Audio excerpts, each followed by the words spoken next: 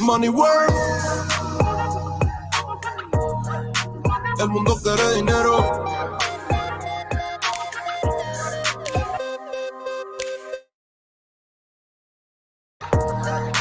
Se arregla con dinero.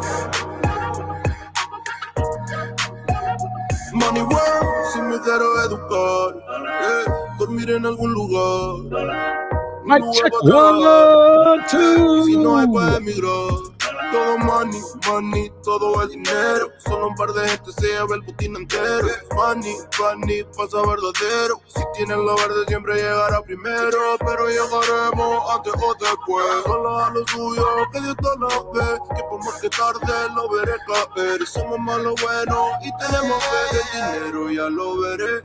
No vendo mi alma, lo lograré. Seré el más grande, no olvidaré de dónde vengo ni cómo voy. Money work. El mundo quiere dinero. Money work. Se arregla con dinero. Money work. Yo digo las cosas como son. No quiero ninguna aceptación. Tampoco vengo a pedir perdón porque mis sentimientos se volvieron la canción. Yeah. No me vale mucho como tú me ves. Sabes, tú me llegas solo a los pies. Para mí ser grande es un interés. Ser un buen humano para mí es un deber. El dinero ya lo veré. No vendo mi alma, lo lograré. Seré el más grande, no olvidaré de dónde vengo ni cómo voy. Money work. Yeah. El mundo quiere dinero. Yeah. Yeah. Money work. Se arregla con dinero. Yeah. Money work. Corazón, de corazón. La plata no te hace ser feliz. Yeah, de corazón, de corazón. La plata no te hace ser feliz. Money work. El mundo quiere dinero. Yeah, yeah, yeah, yeah. Money work. Money work. Money work. Se arregla con dinero. Money work. Mic check. Mic check. All right. Let me give you a little bit of peace of my mind right now. We're going to keep it warm up. I'm making a video reply to your comment because I asked you a question and you did not respond. So we're going to have this conversation. We're going to talk about this photo that I posted because you had a problem with me comparing racism to the sexism that a lot of Black men expose Black women to.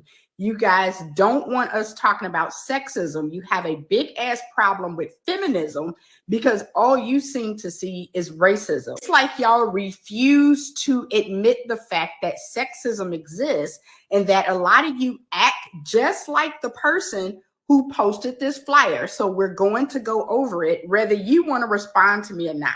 So first, this says Negroes for sale. All right. So this is what. By the way, this is a piece of my mind. You got to make sure you like and subscribe.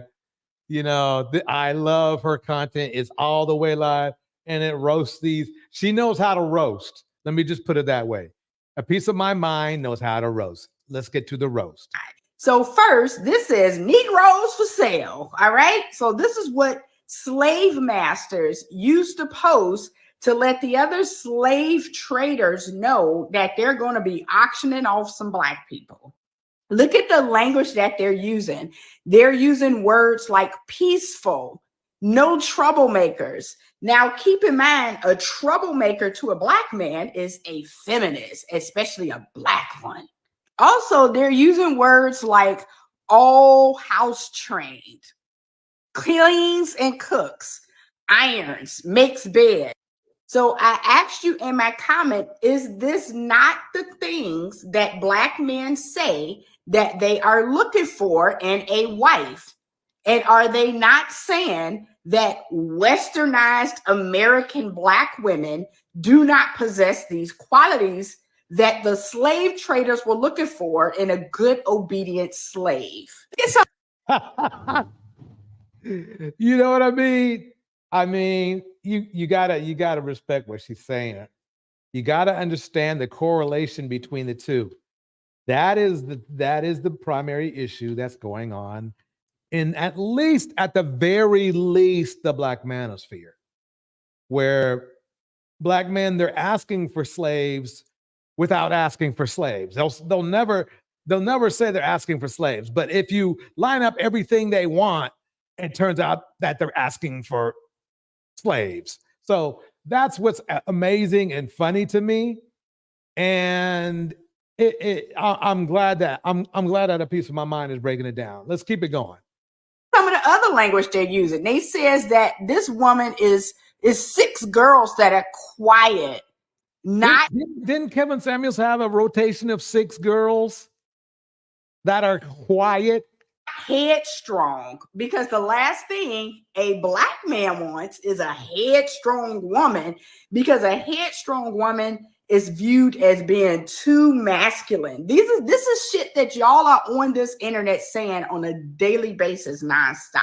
Daily basis. The second you see it on this flyer that says Negroes for sale at top, now you're saying I'm sick for comparing the two. Well, they look exactly the fuck alike to me. And here's the thing. It says that they even use the word, and you see it on this flyer that says Negroes for sale at top. Now you're saying I'm sick for comparing the two. Well, they look exactly the fuck alike to me. And here's the thing. It says that they even use the word female on this flyer. So like y'all love that word female. You can't say woman. It won't even turn out right. I remember one time being on a live stream and this dude called one of my panelists a female. I said she is a woman, and he insisted no, female. So he knows the connotation. It's not like, well, what's the difference, or it's not a big deal. No, they're trying to degrade women by saying they are per se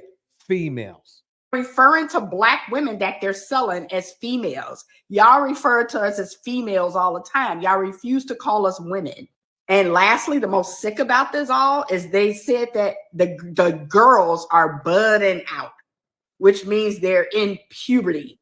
Y'all love talking about how much y'all love younger women and that any woman over the age of 25 is past her prime.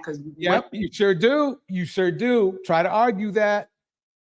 I saw on one Lapeef live stream, or was it it might have been what was it, Fight Club, where dude said if it was legal for him to get to marry, like he's gonna really marry somebody, but if it was legal to marry a 16 or 14-year-old, he would. So if you know that he would marry a 16 or 14, well, that just tells you that he's got that R. Kelly in him.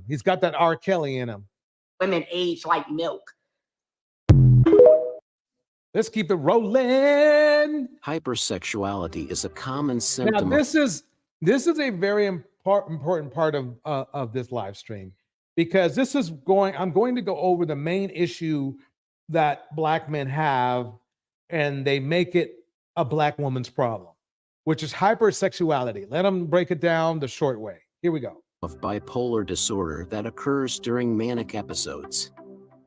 Mania accelerates cognitive processes, resulting in an increased appetite for various activities, including sexual behavior. The combination of heightened impulsivity, reduced judgment and insight, and quickened thoughts can lead to unrestrained gratification seeking. The effects of this behavior may manifest as impulsive decision-making or communication, including disrupting important meetings or starting new businesses. Hypersexuality initiates with basic sexual needs, but rapidly amplifies. Listen close now. He's breaking it down to y'all. To create an overwhelming and uncontrollable urge. Hypersexual. This is Dr. Tracy Marks coming up right here, but it's really important that you grasp this, fellas, because really this is your enemy right here. Okay, you saw the graph that I posted when I did my live stream, what black men should do instead of uh, basically harassing black women. Um, you're asking for too much sexually, and because you're doing that, you are not focused on the goal. Your goal in life is not to have a lot of sex, even though I've been convinced that basically a lot of the men in this space think that's their goal. In fact, just the other day, I was on another person's live stream, and she had this guy on here, and he could not understand that I had more to life than just sex. I kid you not. He could not believe that I have other things I enjoy doing except for sex. He, to the point where he literally had what we in the old school called a hissy fit online, got all insultatory, as that's my new word, insultatory. Had to just go there with with negative connotations and derogatory shit. It was embarrassing for him, really. He doesn't know it yet, but it was embarrassing because he thought it was roasting or whatever, but actually what he was doing was failing. Because it's okay, fine. If he wants to be a male 304 or close or a trick or just somebody obsessed with sex, that's his option. He can do that as long as he's not breaking any laws. But to get upset because other men have a different view on the value of sex, he lived, breathed, and ate sex. I can tell. His whole value he ties up in sex. So he obviously thinks with his smaller head. But let the doctors break it down for you. Dr. Tracy Marks, can you tell these guys with their problem? Please do. Hypersexuality and bipolar disorder. It's not a sex addiction. Why does it happen? That's what I'm going to talk to you today about in this video. I'm Dr. Tracy Marks, a psychiatrist, and I publish weekly videos about mental health education and self-improvement. Let me stop it right there for 1 second. You need to like and subscribe her information. You're going to need it.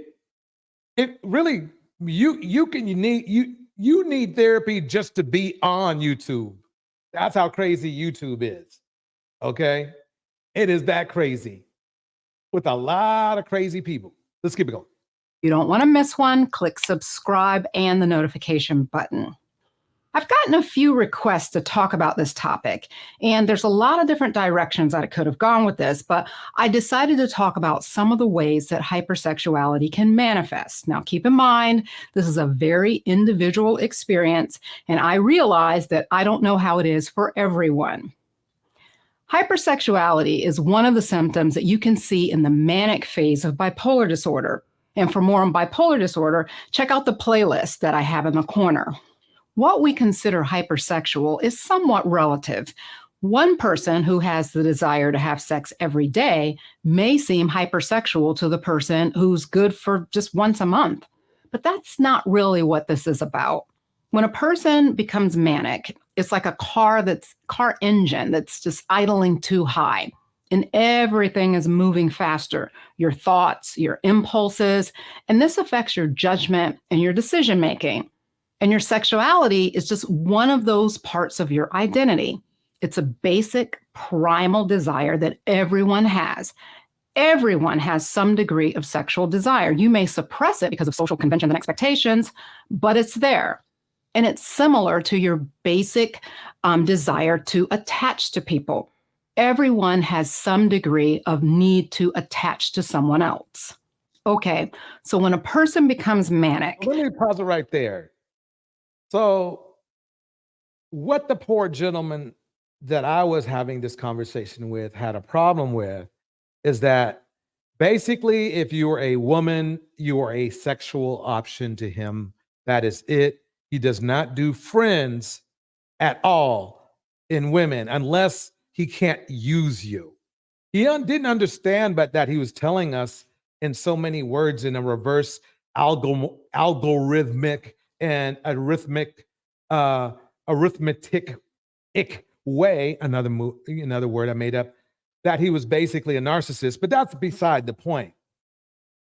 The point is that he prioritized sex too much, to the point where he was willing to die on a hill in an argument about it. Instead of, so, I mean, the thing is this, he has two ways to get out of this checkmate problem. One way is to say that, okay, I'm addicted to sex and I have too much value in sex because I cannot see a woman who is attractive as just a woman who is attractive. He wants to bang. That's his way of saying it. He wants to have sex with her if she's attractive. On the other hand, fine, you're going to say that that's not the case. Then the other hand, you're stuck in narcissist land, because only a narcissist would bring up and be so adamant about a certain argument or debate for the sake of winning a debate. So what you're doing, a lot of narcissists do, they try to shame and insult, and basically started going there. I had fun though. Let me keep this going. It's like your engine is tuned up and these primal needs and desires increase. It's like having an increased appetite for different things, not just sex, but lots of things. And if you combine this increased appetite with fast-moving thoughts, poor impulse control, poor insight and judgment, what do you get? A bandit. I'm sorry, I didn't have to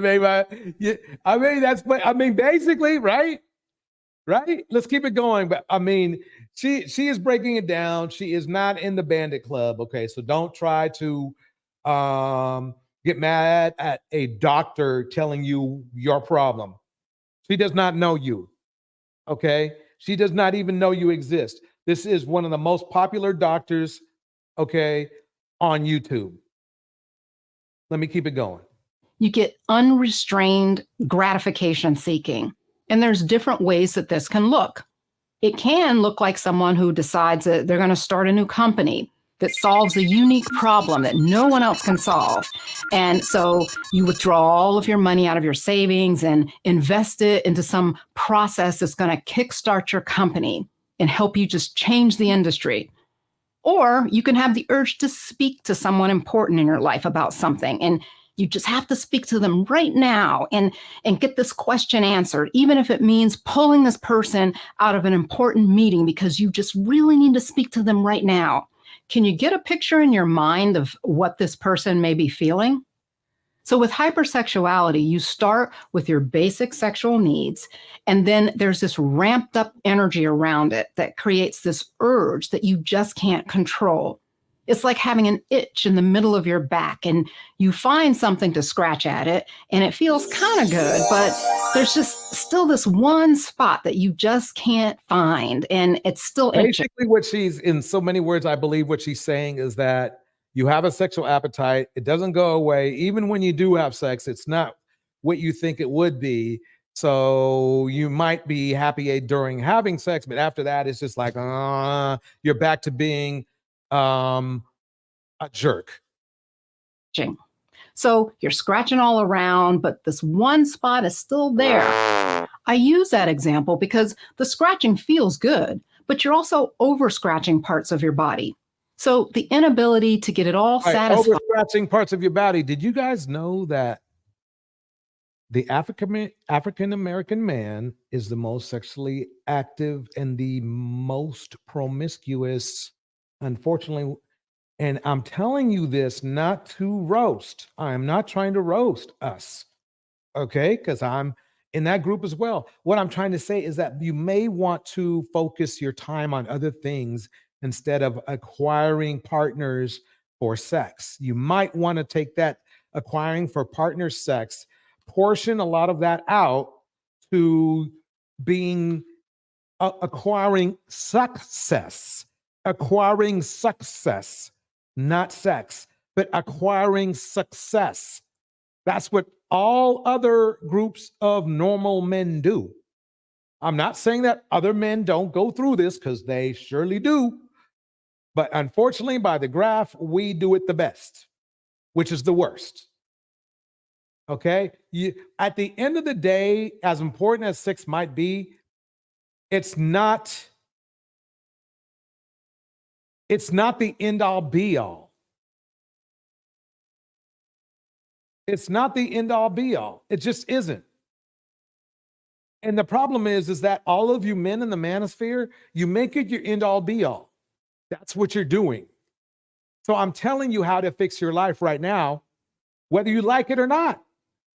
You can listen to the Kevin Samuels BS and end up where you still are, okay? Where you still are, or you can listen to what I'm saying, or better yet, a qualified therapist, okay? And get the real deal. And find out that there's more to life than chasing and trying to control sexual partners. Feels bad. So you feel good and bad simultaneously. If you look from the outside as a person not affected by mania, it may just seem like the manic person is just having fun. Good for you that you've got all that energy. But it's not all fun. And for many people, it doesn't feel that good, or the feel good is very temporary. And many people will have a lot of shame when the mania goes away, because unlike a sexual addiction, the hypersexuality of mania is only present during the manic episode. So after that passes, they go back to their usual behavior, whatever that was. And often with bipolar disorder, the opposite mood follows. So mania will be followed by depression, either immediately or sometime later. So if a person who was hypersexual... Let me tell you, everybody to me in a way has some level of depression, whether it's minimal or maximal. But if you are spending your time in the manosphere, listening to men talk negatively about anything for an extended amount of time, you are probably depressed or worse. Let me kick out some shout outs. We got Lady Rindy in the house, New Diamond in the house, Emma Mills in the house, Miss RV in the house, Paper Mario is in the house, and Feisty Black Tina in the house, and Oya Terminador Negro is in the house. If you're in the house, let me know. Kay Brown is in the house. Kay Brown is in the house as well. I'm going to keep this going. Ladies, please be patient. I'm just trying to break something down to these guys so they might act a little bit better in front of you and more respectful. Here we go.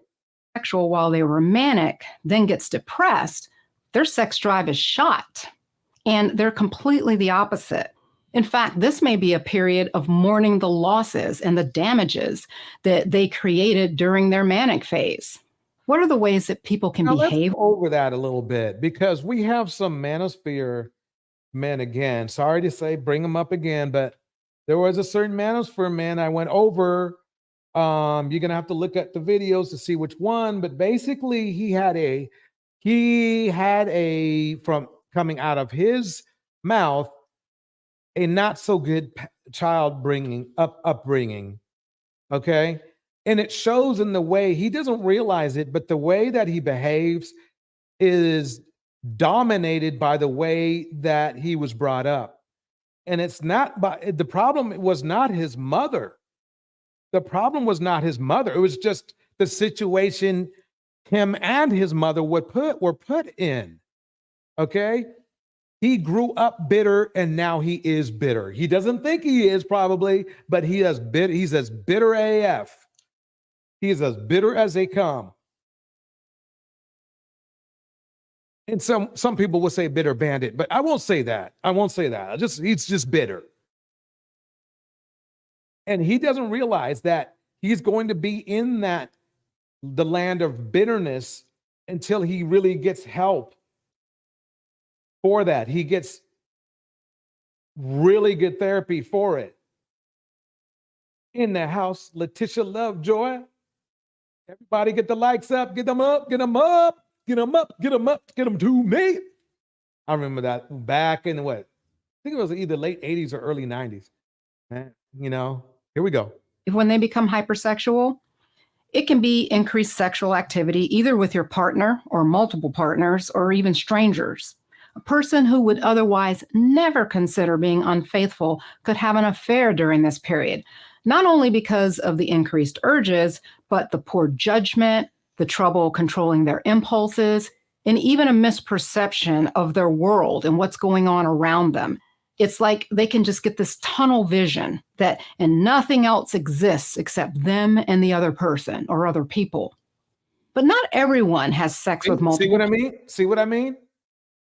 See, we basically, with the person I was explaining to you earlier, the guy who is obsessed with sex, all he sees is his partners in front of him. He doesn't see anything else. He probably has some times where moments of clarity where he might get some work done or something like that. But for the most part, he's where he is.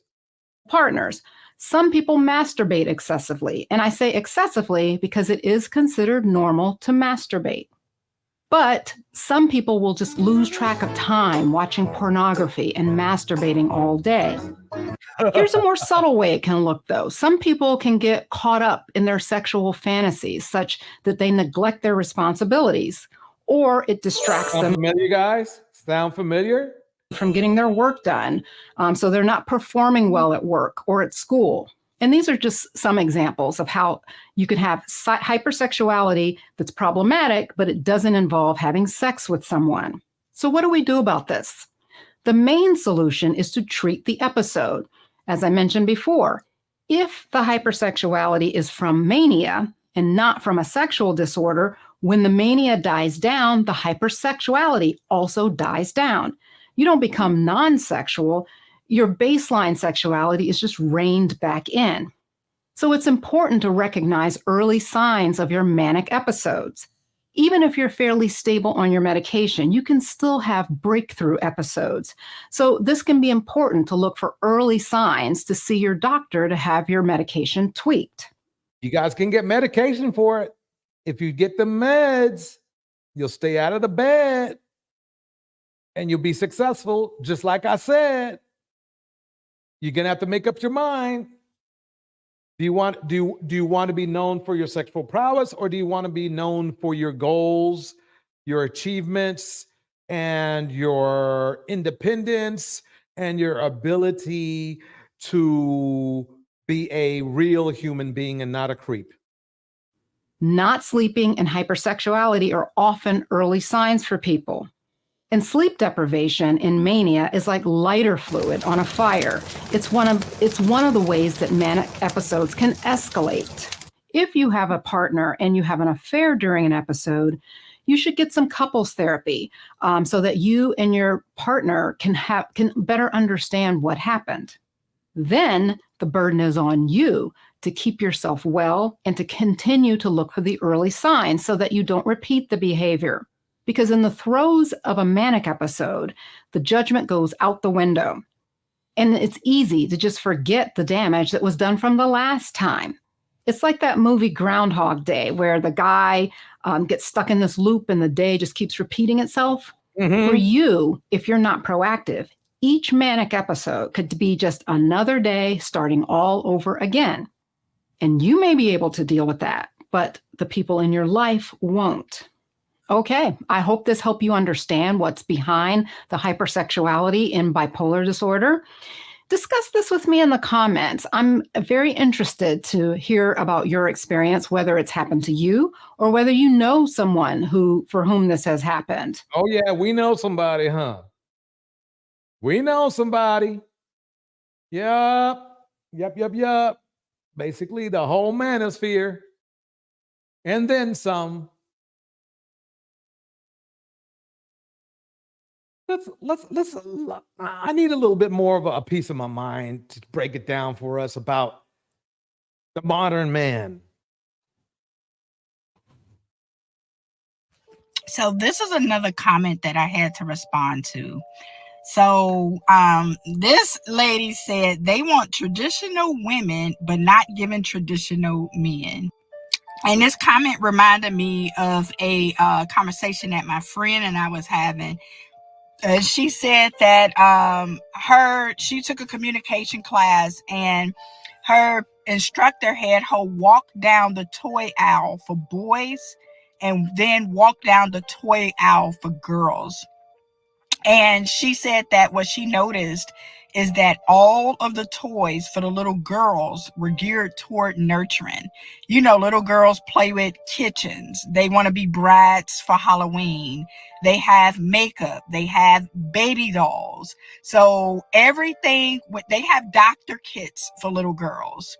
So everything that revolves around being a little girl and girl toys is all about being raised to be a wife and a mother. Everything in a boy aisle for the boy toys is all about having fun and make believe shit. So it's absolutely laughable to me how they swear up and down that Western women were not raised to be wives when our childhoods, our toys, and little girls in general would say the exact opposite. Now, meanwhile, on the other hand, they are the ones who were not raised to be husbands because none of their toys revolve around fatherhood or being anybody's spouse. And then not only that, but none of them revolved around going to work. Okay. None of that kind of crap either. And here's the funny part. The fact that these men are in the manosphere tells you that they are not traditional men, because a traditional man wouldn't be caught in the manosphere in the first place. They just wouldn't be there. It's like you love basketball, but you're going to a soccer game. And you don't even know what soccer is. You just wouldn't go there. So the fact that these men are drawn in the manosphere tells you they are modern men. When they say they want a traditional woman, what they're saying is they just want control. That's what they're saying. Once they get done playing with toys, they go right into the video games where the primary focus is scantily dressed women and the men running around either stealing cars or unaliving people. That is their childhood in a nutshell. So, excellent point and excellent observation. In fact, if you guys want to stitch this video and talk about, like, if you just happen to be in a store with toys, walk down that aisle and observe what you see that boys are playing with and what little girls are playing with. And This is a good time of year to do that, actually. I might have to do that. Yeah, I like that idea. Let's keep it going. Are little girls being groomed to want marriage and families versus the little boys? Let me know what you see. If you have a son and daughter, let me know the differences. All right, chain breakers. All right, let's talk about something that a narcissist hates. All right. Okay, this is Narc-Free Living. That's the young lady's name. Boom. This is really good to know. I would love to hear what narcissists hate, because I bump into them all day, every day, mostly online right now, but you get them everywhere. Let's listen again. Here we go. All right, chain breakers. All right, let's talk about something that a narcissist hates. All right, a narcissist hates indifference. A narcissist hates when they cannot extract narcissistic supply from you. Okay.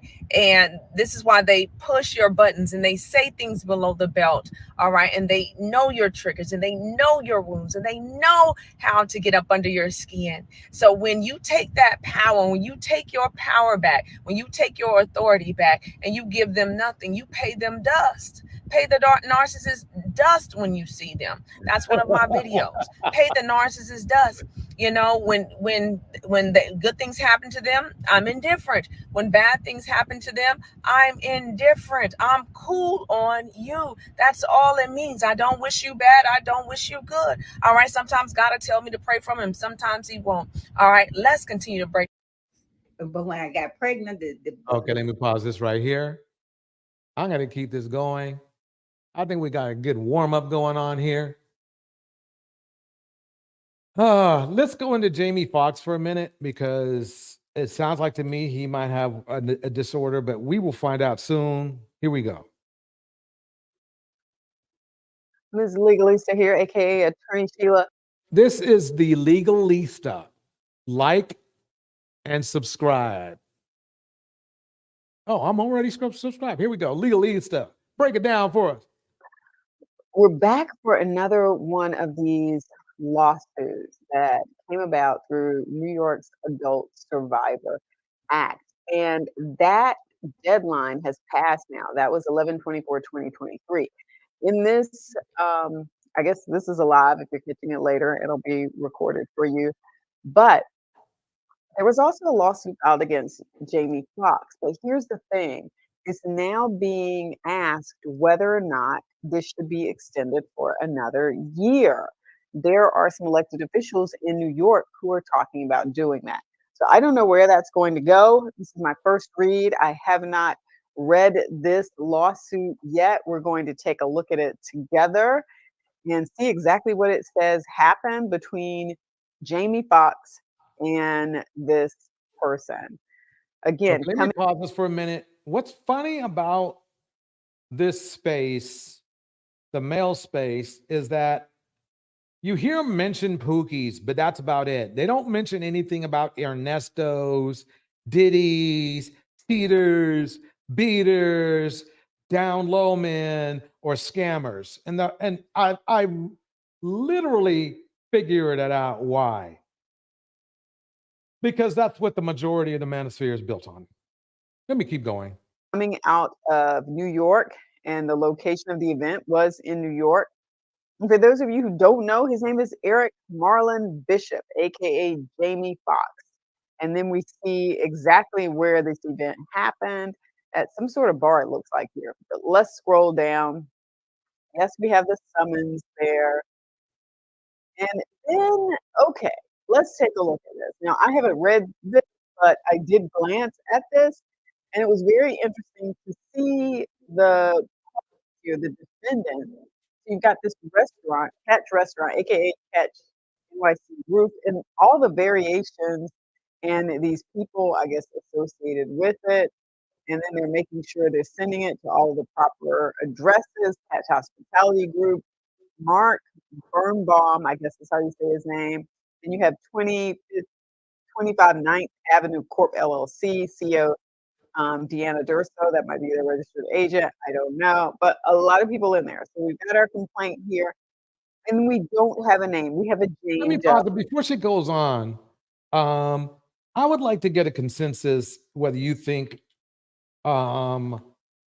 Jamie Foxx did this or not. Put a 1 in that he did, and a 2 if you feel he didn't. A 1 if he did, and a 2 if you feel he didn't.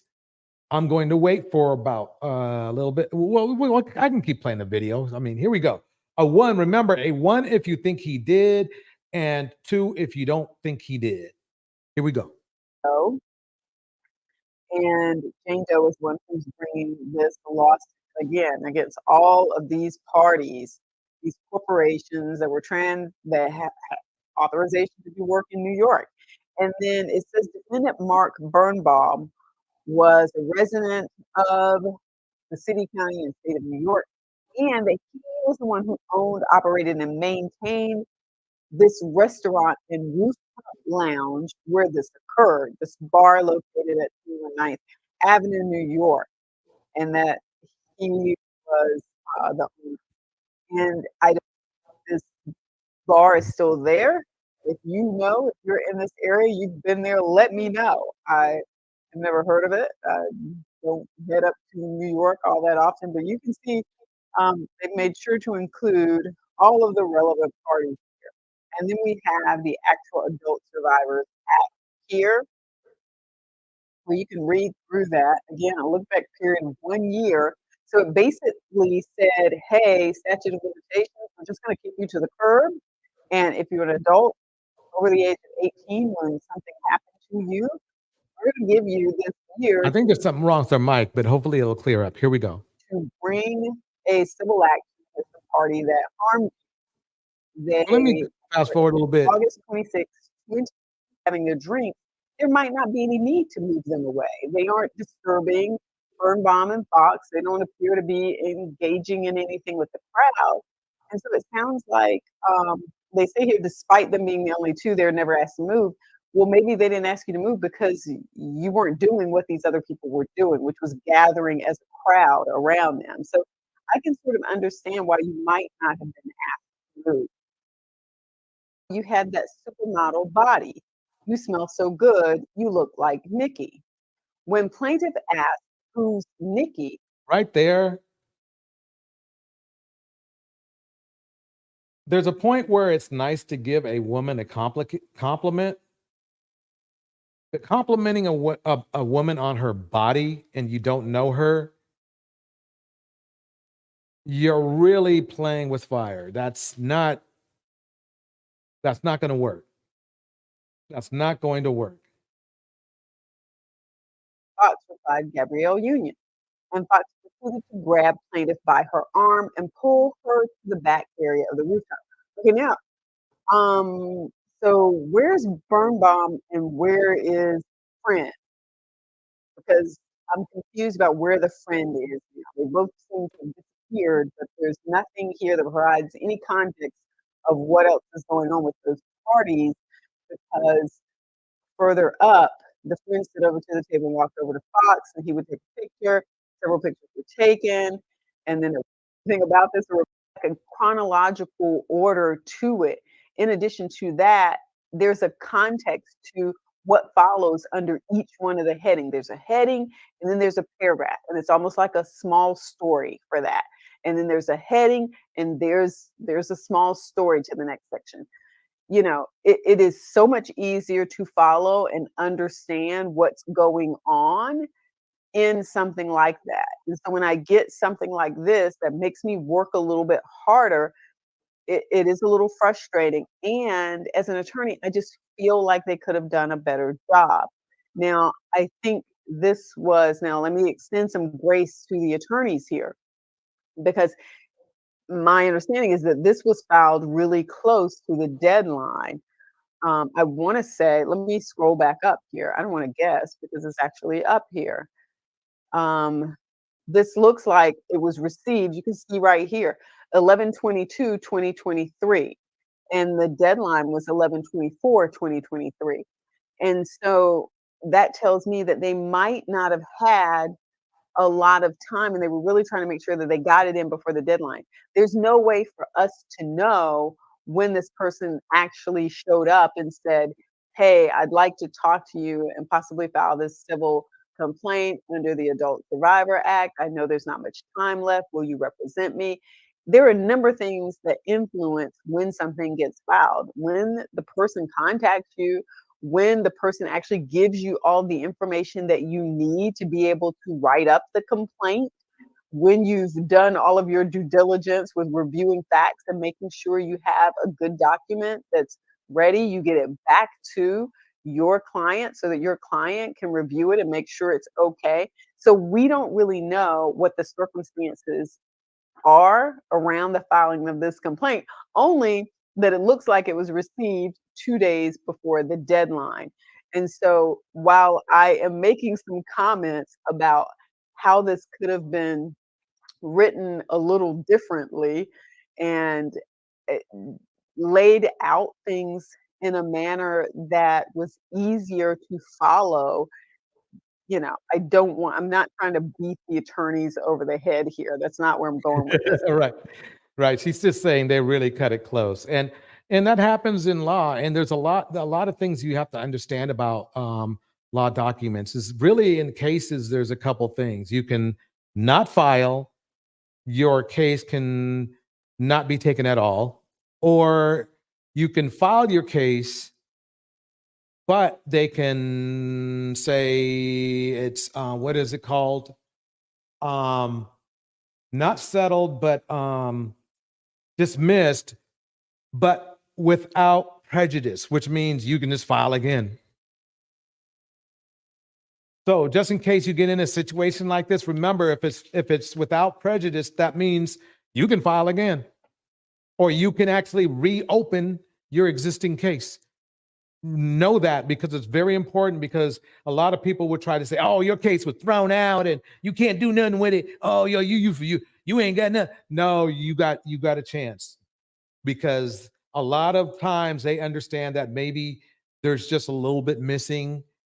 Maybe a file is missing, or an understanding wasn't clearly stated, and they're going to give that person a chance. And that's how the law works. Let me keep going.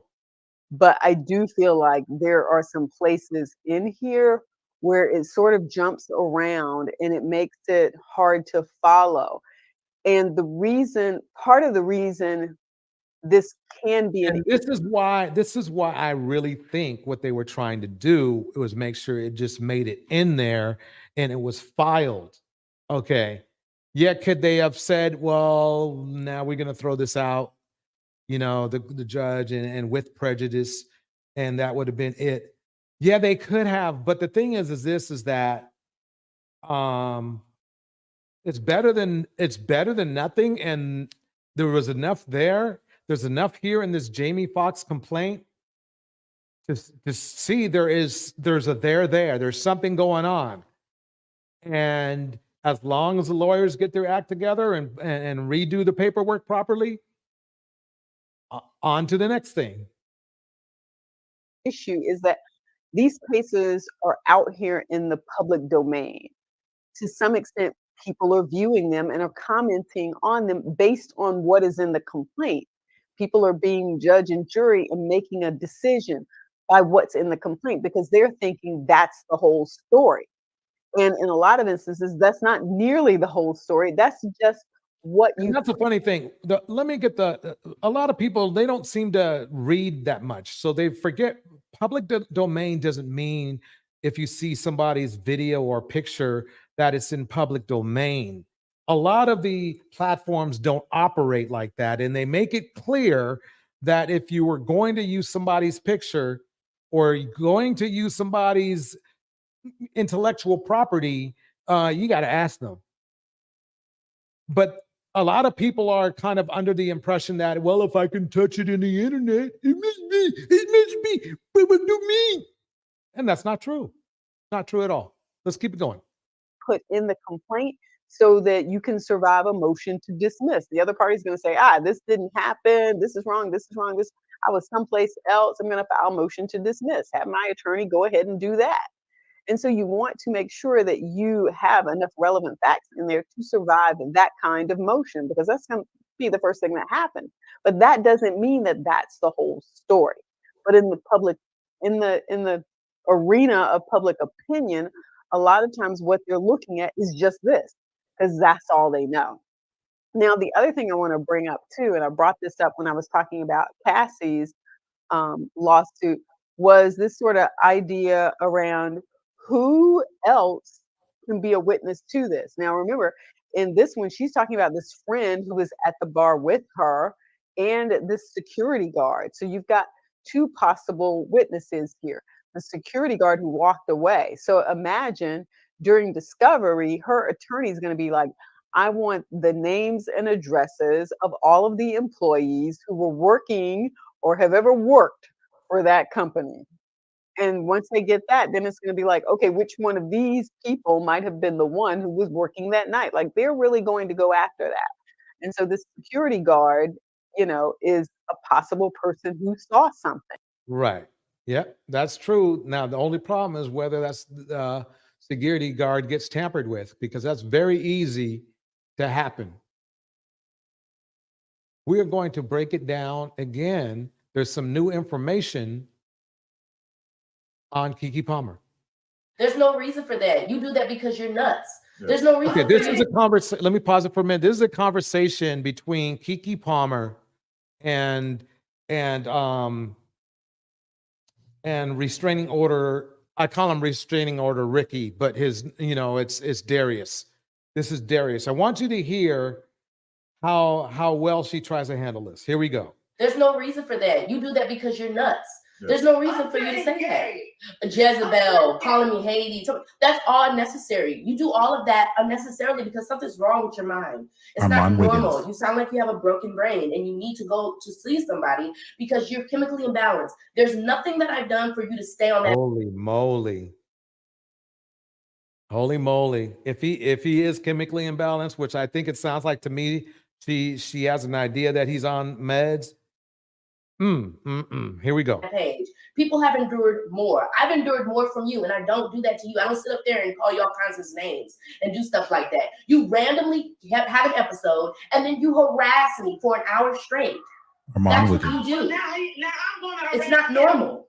It's not necessary. You can just not talk to me. I'm gonna harass you. Usher's bisexual. He sleeps with men. You stupid mother. Oh, God. Did you guys hear that at the end? Did you hear that at the end? It almost seems like every time it turns out to be like this. Bisexual. He sleeps with men. You stupid mother. It's not necessary. You can just not talk to me. I'm gonna harass you. Usher's bisexual. He sleeps with men. You stupid mother. What? Did you hear that? Keke Palmer's mom. Okay, let's keep it going. Here we go. Reveals details about Darius's abuse against Keke. Keke Palmer has obtained a temporary order of protection. I truly believe that sexually confused men are the most abusive. I really do. Against her ex-boyfriend, Darius Jackson, charging him with physical and emotional abuse on multiple occasions. Her claims are supported by visual evidence, including security camera footage. Keke claims Darius broke into her home, physically assaulted her, and threatened her life. The court documents reveal a pattern of abuse, including property destruction, harassment, and endangering their child. Are you curious about the latest spicy celebrity gossip? If so, click. Yep. That's what happened. Now we're gonna move it on. The latest on Diddy. Hey, what's up, guys? Did y'all think y'all were gonna go a Saturday without hearing me run my mouth? Y'all sit down. We gotta talk. Let me stop it right there because I don't want to use all her footage. I just want to let's dig down deep. Well, it looks like okay. Let's see what's going on right here.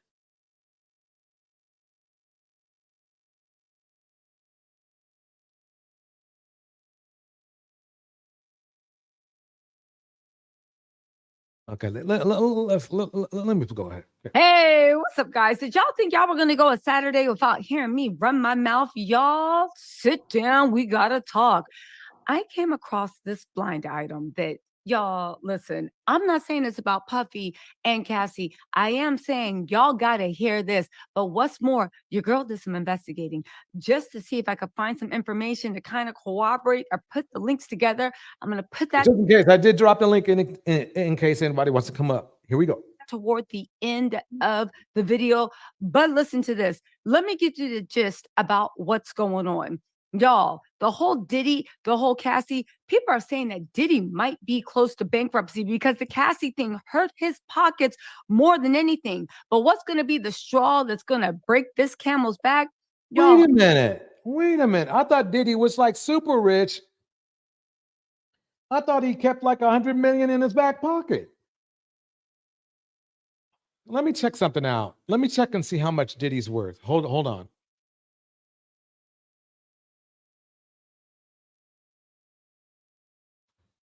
Okay. 1 billion. How can you be broke when you got $1 billion? Look at this.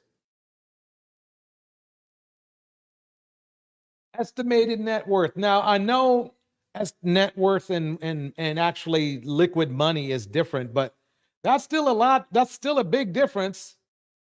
How much did she take? These blind items can be believed. And I'm going to read you the whole blind item. If it can be believed, okay? The reason why Diddy is going to be pushed over the edge is one, he didn't have as much liquid assets as everybody thought. But two, those male workers that were hired to be at the white fingernail brigade, right? To be at the white fingernail parties. Well, baby, they are upset. They want to be compensated for the things that they had to endure. Now, I know what some of y'all may think. Okay, Letitia Lovejoy, welcome, by the way. She breaks it down. She says he's being dropped from a lot of and those endorsements were counted in that money. I bet he was. I mean, he's through, really, to me. It would be stupid for somebody to want to keep him around, you know. Shout out to Lady Rindy in the house. Kay Brown is in the house. New Diamond in the house. Paper Mario in the house. Let's keep it going. When I first heard this, and I'm about to read it in 1 second. Let me just get this out.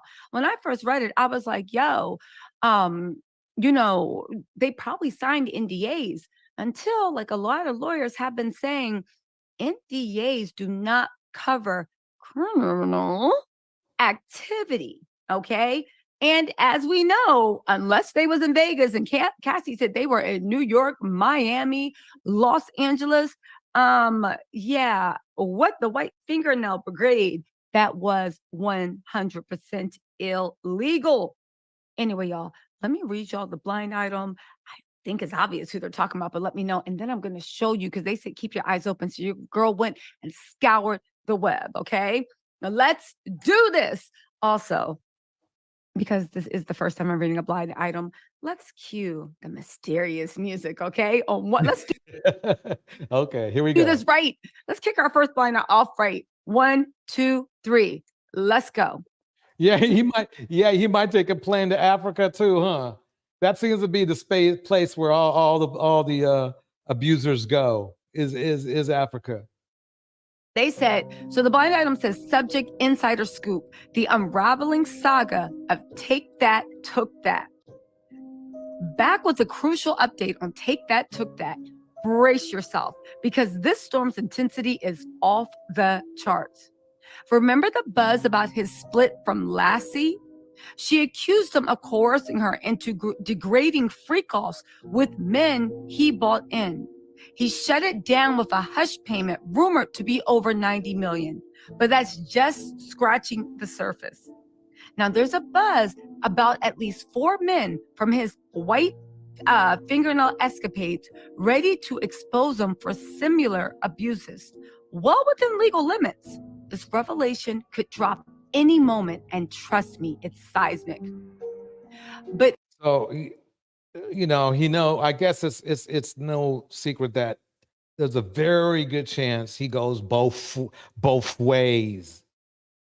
He goes both ways. So you can expect to hear some things come out. I mean, you heard the thing about Usher and other men like Justin Bieber as well. So we will find out very soon. Very soon. Yeah, there's no defending him at all. No one is. I think, well, quite honestly, I think there are some that do, but they're in jail. No, I'm just kidding. Welcome, Mrs. Newbie. Okay, here we go. I'm going to the next. We're going to Jeezy for a minute because something came up yesterday that caught my eye and was brought to my attention about Jeezy. And it's something we need to check out. Check this out. Did you go to therapy with her? Yeah. Okay, that's good. Right. So you actually addressed it, right. Tried to work through it, tried to do the work, and it just was like not happening. No. Well, then you tried. Yeah. Jeezy Let me addressed. pause it. That's all I need from that. That's from ET, by the way.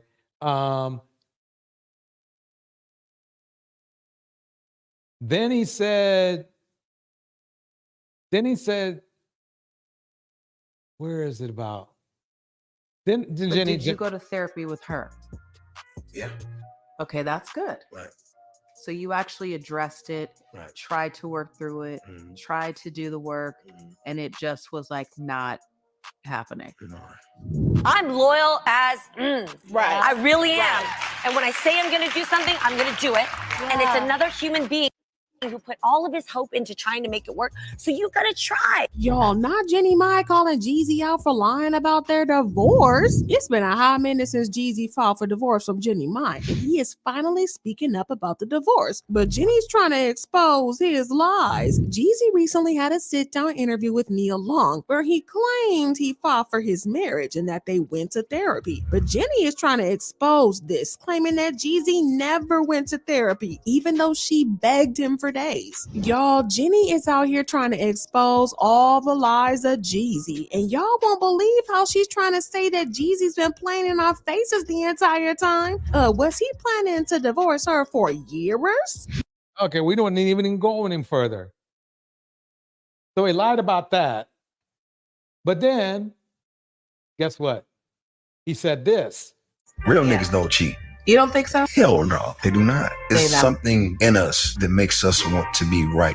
Anybody that's real, there's a sense of integrity there. My life is built on integrity. That's my moral compass. If I'm not integral, Remember I'm off. now, For me, doing the work is integral. Coming forth let me and telling my pause. truth is integral.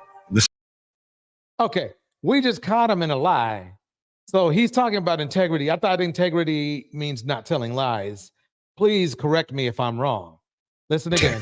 That's my moral compass. If I'm not integral, I'm off. For me, doing the work is integral. Coming forth and telling my truth is integral. Listen to my quote. Real niggas don't Okay. cheat.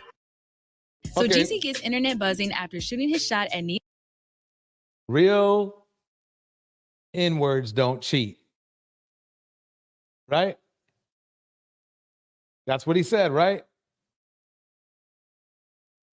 Though he's cheated, thank you, LW, for this bringing this to my attention, and everyone else who brought it to my attention, on literally every woman he's been with.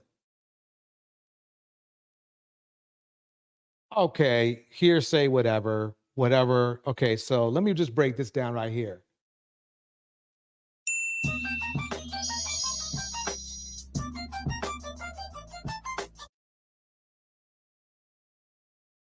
Okay, go forward.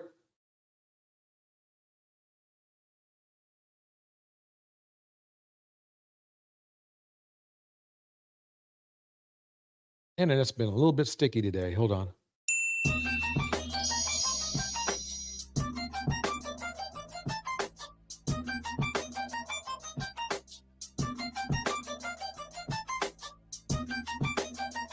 Because now Jeannie Mai is accusing Jeezy of cheating on her. Now, I will say this is an interesting turn of events because So now he's a lie. He was a liar and a cheater. Along with an abuser. I mean, if you throw your son through a glass door window of a shower stall, that's abuse. Welcome, Conscious Mind Love. Here we go. Jeezy was the one who filed for divorce from Jeannie. And not only that, he dropped a song called Real Ends Don't Cheat. I mean, in his song, he said he didn't cheat, and he said that he's been cheated on and lied to. He also sat down and did an interview. Isn't that funny? That's how basically narcissists are, though. They will cheat, but will accuse others of doing something they themselves are doing. In other words, it's the basic and logical form of, And the pot calls the kettle black. That's what we're talking about. With Nia Long, and he reiterated those same words. Listen to my quote. Real niggas don't cheat. You don't think so? Hell no. What happens when a man gets to the point where they're just like, okay, I'm filing for divorce? This has not been a easy journey. Right. I can tell you that I'm saddened. I can tell you that I'm disappointed. My theory is he knew he was going to do this before. Just like, look at his pattern. He knew he was going to do this before. This was going to be something that he was going to do. It's just who he is. He grew up like this. So why should anybody believe what he says anymore. All he's concerned about is if he looks good doing it. That's the crazy thing. Here we go, y'all. Very sweet. I like her, you know. I mean, I like her style. Let me tell you something. I always Let me go back.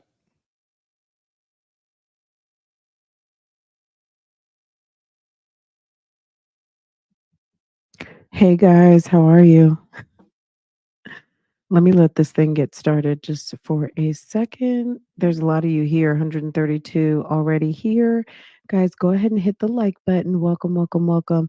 This is Real Talk Bougie. I still had like And this is about Ernesto's side chick. And the reason why I'm bringing this up is because of this. Today's sidebar starts with a note of gratitude. I want to thank the culture for making my interview with Dr. Iyanla Vanzant one of the most popular and actively engaged content offerings the Griot has produced. So before I tell you my thoughts, let's replay the clip that had some of y'all deep into your feelings. I do want you to speak, Iyanla, to how women need to position ourselves so that we can be in our divinity, so we can have our crowns right, how we can create and not build, when some of us, quite frankly, feel that the men that are available to us, and I'm talking about across the color spectrum, across the age spectrum, trust me, I've done them all, they are not positioned to protect nor provide because of some of the statistics we just talked about. They're not earning the incomes. They're not having the resources, and some of them are not even showing up in the leadership. Would you date a bus driver? Let me show you what a bus driver looks like.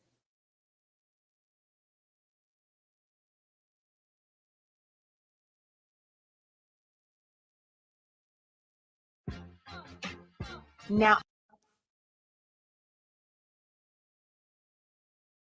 Da, 2015. There's your bus driver right there. And you saw how everything turned out, right?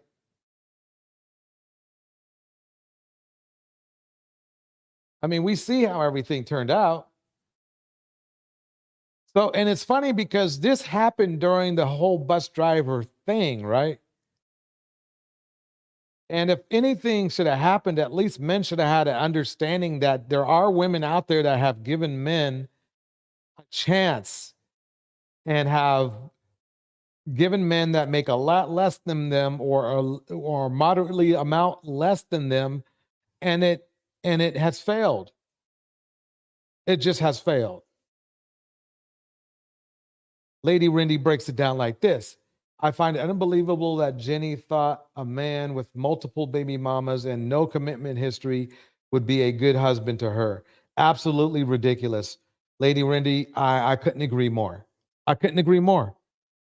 It's amazing.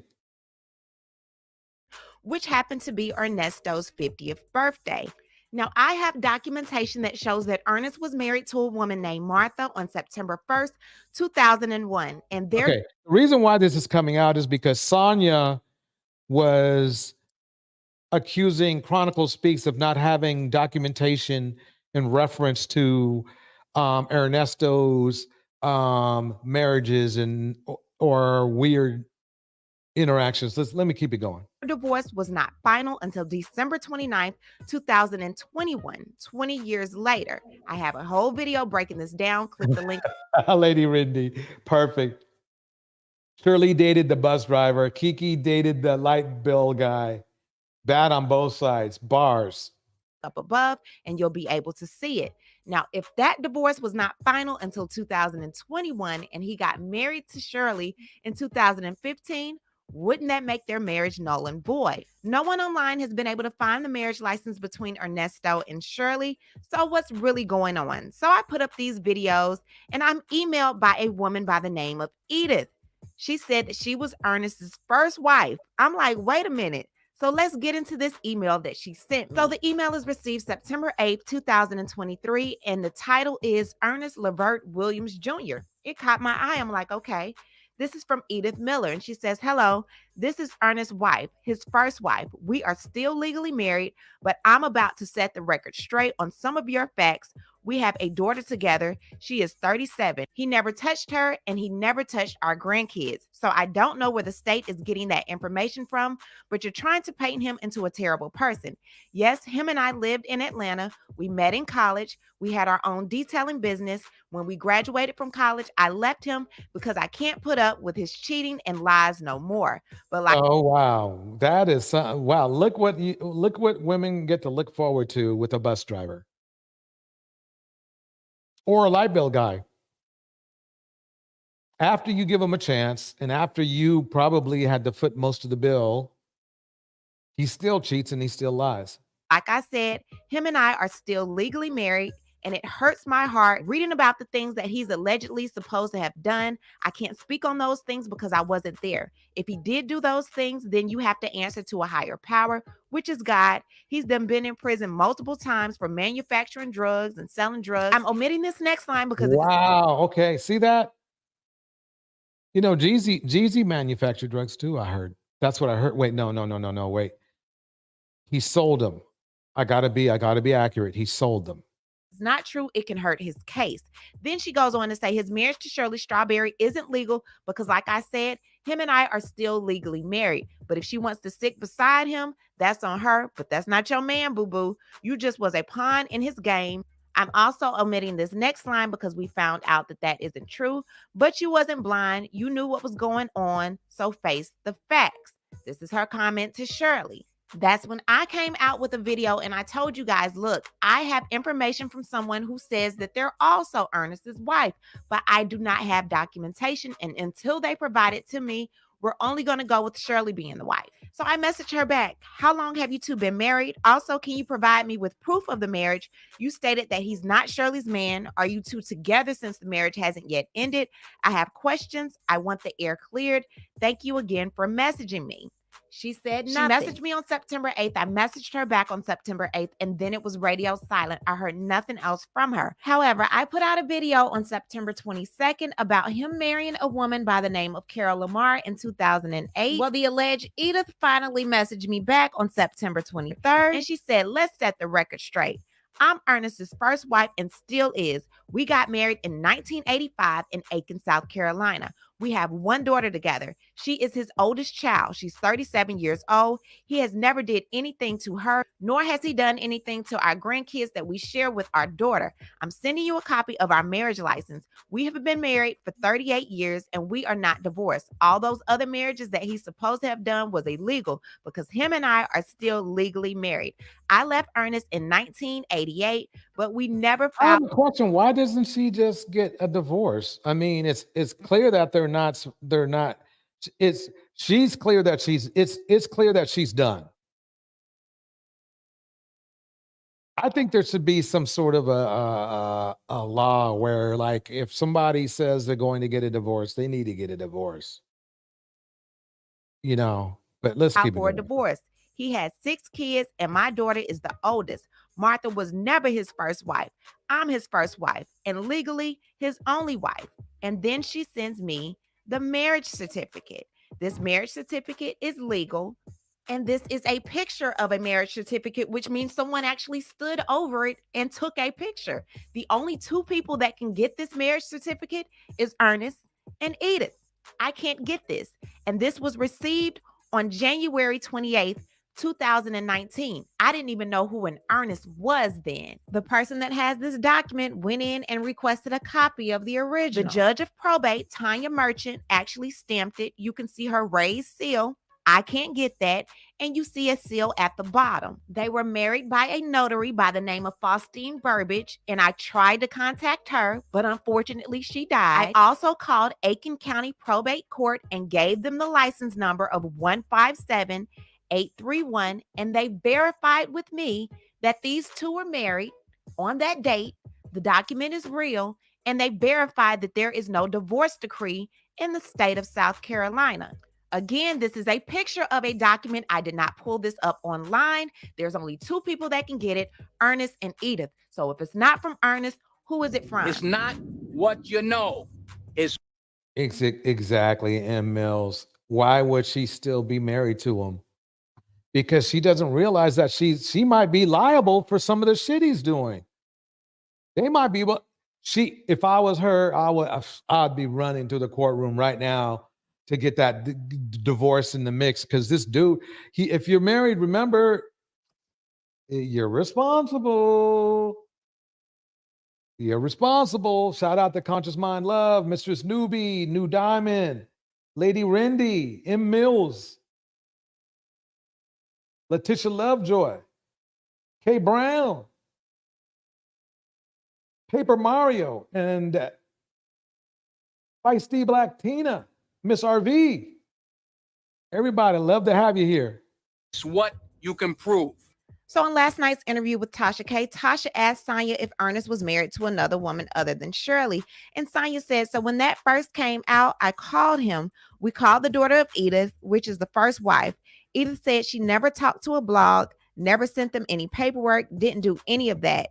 And then the daughter texted me back and said, I talked to my mom and she said she didn't do it. And they are divorced. Now, what county they're divorced in, I don't know. That's stupid. Use your common sense. Chronicle Speaks has a document that legally only 2 people can obtain. This is a picture of the document, meaning someone stood over it. And this is a reprint of the document from 2019 before any of this madness went on. So who gave me this document?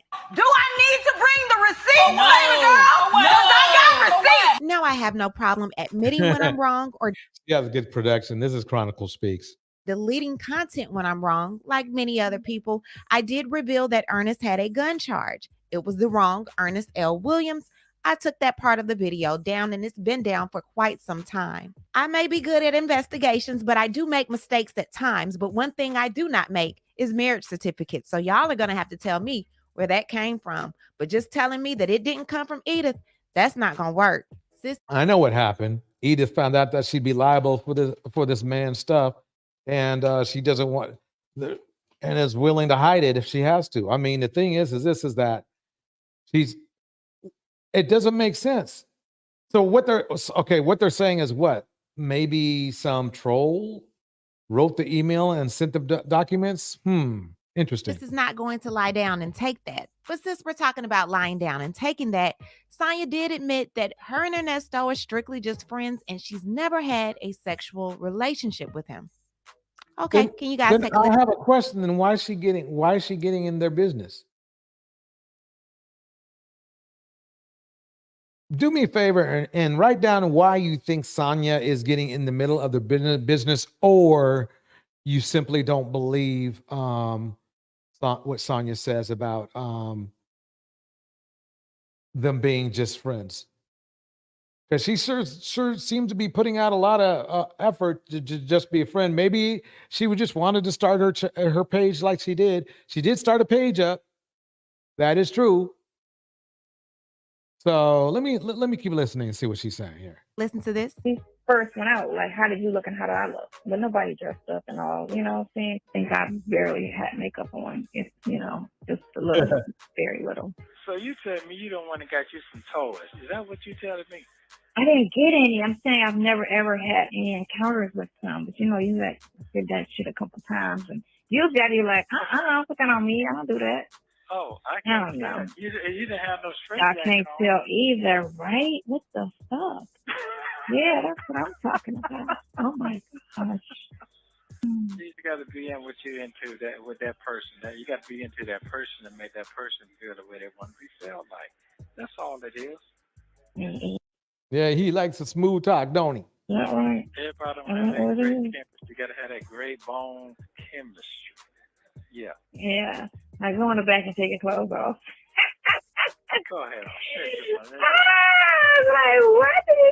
Okay. I've heard enough to say that there's, even if they haven't clapped cheeks yet, they're either going to, and it's only because he's in prison that he can't, and some dude's probably clapping his cheeks, or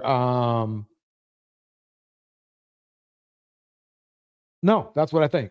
Just say to me, we having a straight conversation about I got shot. He just, I go in the back and say, "Cool, this was not the doctor's office." What did you just say? Yeah. Well, you told me straight on what you meant to. You told me that, and I All right. And my ass like, well, we ain't fucking tonight, but we can fuck tomorrow. You just take me out to eat first. And let me ask you this. I don't talk like this to my friends. Like she's talking to Ernesto if they're just strictly platonic friends. What do you guys think? He seems childlike and he a narcissist. Narcissist for sure. JG music in the house. Women like this are completely stupid. Yep. And the problem is that I mean, believe it or not, these are the same women these men in the manosphere tend to complain about, but are the same women that these men get with. That's the funny part. I was like, why was I so bold on that day? Like, that was really like out cold. Most girls be like, no. I'm like, no, because I do want to fuck you, but we ain't fucking tonight. You do look good. I do like you. I do like what I see. But we haven't had, the conversation wasn't a romantic conversation. It was a strictly like thug life type shit conversation. So it was like, you can't just jump from that to the bed and we just met. That's what it was. It was just not an intimate situation. Man, okay. At least we're finding out how she is. Lady Wendy, what's amazing to me is how these women are gushing over him in jail. Yes. Like he's still a prize. Embarrassing. I can understand. This is probably one of the top tier issues we have in the community. To just jump straight into. I mean, stuff like this where not only women, but men respecting jailbirds. More so men respecting jailbirds. Hey, I feel like fucking you now. Well, I mean, I did, but then I was like, no, I didn't. Just go out tomorrow and pretend like it's like, a nice time. And then, you can go ahead and do it. Yeah, that's fine. Oh, that's fine. Patience is a virtue. That's what life is. Yeah, we waited a day. We waited a day. All right. We waited a day. That's cool. Okay. No regrets. No regrets. Okay. No regrets. That's good. That's a wonderful thing. And of course, it's just a friendship. It's just a friendship. Exactly. Chronicle speaks. I know exactly where you're coming from. I've been around too long to know that that's not how you speak to a platonic friend. That's just not what you do. Friendship. People want to make it to be more. More makes it juicy, I guess. Would you say he's just a friend? Conversational time.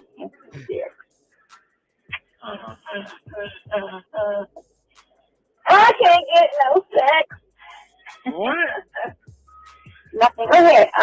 You can get all that. You can get.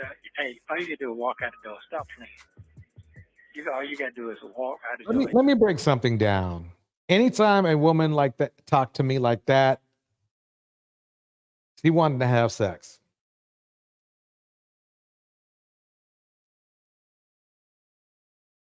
It's that simple. Let me keep it going. I'm sorry. Let me rephrase that. I can't fuck you. You can't what?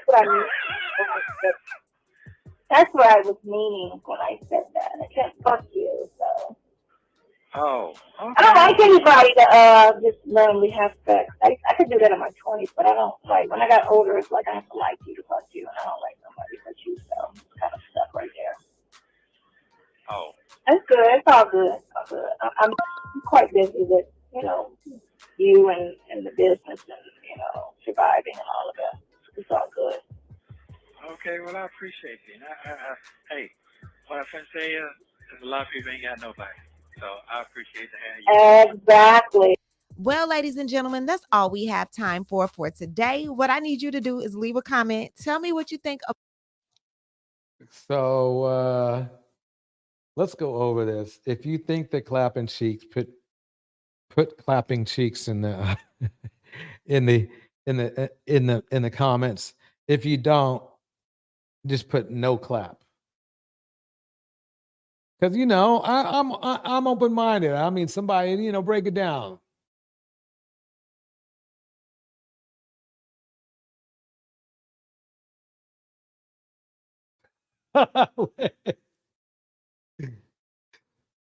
Oh man.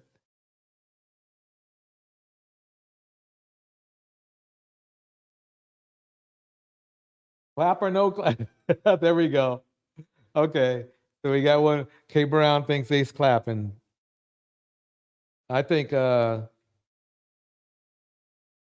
mean that's pretty much convinced me, but I like to keep an open mind, let everybody choose.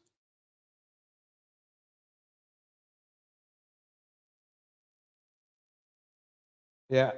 Emil says they're clapping. Yeah. Let's see if there's one more. Let me go to Real Talk Bougie one more time. When was this one? Oh, okay. This is all. Hey guys, welcome back to my. Let me pause that right there. I think we already saw that one. So yeah, that is crazy to me. That is crazy. I mean, it's the thing is this. If they haven't had sex yet, you know that at least mentally they have. And that it sounds like to me the only thing that has kept them from not having sex is the fact that he's in prison or jail. Jail. Let me not say prison, but jail. Now, I got one more thing to go over. This is kind of weird. It is a off the beaten path a little bit. Let's go over this thing I found on Dave Chappelle. I want to show you why some things I don't like about what some politicians do. Here we go. For Comedy Hype News, I'm John Alba. While in Washington, D.C. for upcoming show, Dave Chappelle paid a visit to Capitol Comedy Hype, by the way. Hill on Thursday. There he would meet Delegate Stacey Plaskett, where a spokesperson for Plaskett said Chappelle is interested in politics and his meeting with members delved into this interest along with the discussion of current events. A video would capture Chappelle's visit and showed him about to leave, but he is stopped by Trump advocate and Republican Lauren Boebert, who asked for a selfie, along with fellow. Now he was about to leave. He was just minding his own business.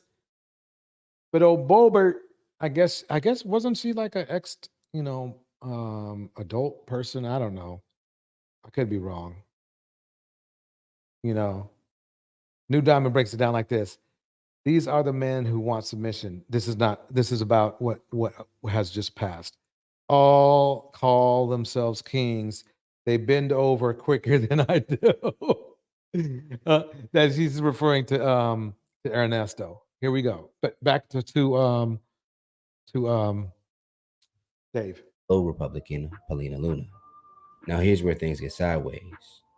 While sharing the picture to social media, Boebert would caption, just 3 people who understand that there's only 2 genders. Of course, Boebert. So they basically put words in his mouth. Was referring to the controversy surrounding Chappelle's 2021 Netflix special, The Closer, where the comedian came under fire for jokes that some consider transphobic. Boebert herself has gained a reputation for her own stances and opinions when it comes to the LGBTQ community. As soon as the photos was released online, fans would become outraged that Chappelle would seemingly align himself with the 2 Republican lawmakers. One Twitter user would say, I can guarantee you Chappelle had no clue she was going to caption this the cringe way she did. No, I even believe that. And yeah, let me keep it going. Another would chime in, y'all are mad that Dave Chappelle stopped and posted for pictures like all celebrities do with fans. Vile and contemptuous fans, sure. But fans, and he didn't post the pics they did. Y'all just live to be mad, and you don't even care if it makes sense anymore. While one more would say, I think it's really shitty that Boebert and Luna use this "can I get a selfie" to make it look like a Dave Chappelle endorsement, when this was in fact a celebrity being nice and taking a selfie with what he assumed to be fans. I agree. I agree. This is why most celebrities tell people no, by the way. Because Chappelle was in town that night for a show, according to Newsweek, he would go on to respond to the moment, telling the audience he felt like she tricked him. It's a shame she tricked me. Also, while telling the story, Chappelle would reportedly make references to the night Boebert was asked to leave a musical performance of Beetlejuice for vaping and taking photographs. Footage showed Boebert being groped by a man and her groping him back. During his set on Thursday, Chappelle reportedly said, They can't, I mean, she knows she's in public. She knows, never mind. He didn't feel like he could say no to Boebert's picture request in this politically divided time, and was blindsided by her tweet, implying that he understood that there were two genders. According to the Hill newsletter, a spokesperson for Boebert said that she ran into the comedian, said hi, and got a pic. In addition, the spokesperson made note that Boebert is a fan of Chappelle's work, calling him undoubtedly one of the greatest comedians of all time. As a native of Washington, D.C., Chappelle said he usually stops by when in town because he grew up with a lot of the people that now work at the Capitol. I'm from D.C. So as you know, the government is one of the big town businesses. So a lot of people I grew up with work on the Hill. So I hang out here sometimes. Do you support anybody in particular, or did you come here for a particular cause? Well, I'll tell you what I didn't come to do. Be on television. Now, if you can recall, there was a similar incident back in July when Ice Cube took a photo with Robert Kennedy Jr., in which he would make sure that people knew he wasn't making any type of endorsement. So let's talk about it more in the comments below. And for more news and comedy, be sure to subscribe here to our YouTube channel and follow Comedy. All right, yeah, that's Comedy Hype right there. That is going to wrap up the show for tonight. It is Saturday night. You know, brothers got to go out and get something party, or at least try to get party. You know, at least Netflix, right? So anyway, if you have any comments, feel free to put them in the. Yeah, if you don't mind, put some comments in. If you like the video, if you like the video, put a 1 in the chat, or applause or clap in the chat. And also, if you have any questions or concerns or anything or any comments you'd like to add, feel free to put them in the comment section. Let's kick the beat. Here we go.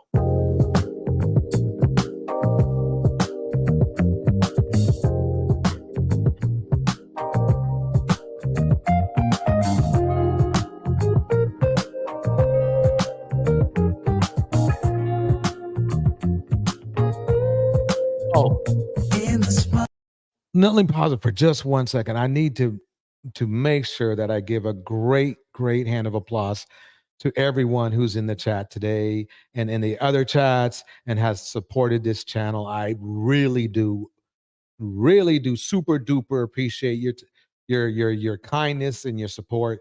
We're going to keep bringing you great content, and I'm going to be still goofy though. Here we go. Thank you. Shout out to Emil. Cannot say what's wrong or right. Ruby. Blue Diamond. Tasha It's not hard to fool me. Lady Rindy. Kay I'm Brown. addicted to the good life. Paper Mario. Yeah. Either way, Blue Diamond. I follow. No need to say. It's a love way. With me, you're heading now, babe. I'll just mind love. I follow to the edge of it all. To the edge of it all. So tell your good lies. 'Cause I'll find a better one. Yeah. Miss RV. Susceptible now. Before the moment flies. Mario. So tell you good night. 'Cause I'll find a better one. Ooh. Susceptible now. Before the moment flies. It's not a problem. No. 'Cause I know what I'm getting into. Yes. Yeah. And nothing can stop me. No. 'Cause 'Cause I'm addicted to what you and I realize. Either way, I follow. No need to say where we are heading now, babe. I follow to the edge of it all. So tell your good night, 'cause I'll find no matter what. Yeah, susceptible now before the moment flies. Before it flies. So tell you good night, 'cause I'll find no matter what. Susceptible now before the moment flies. Good night, everybody. See you on the next one.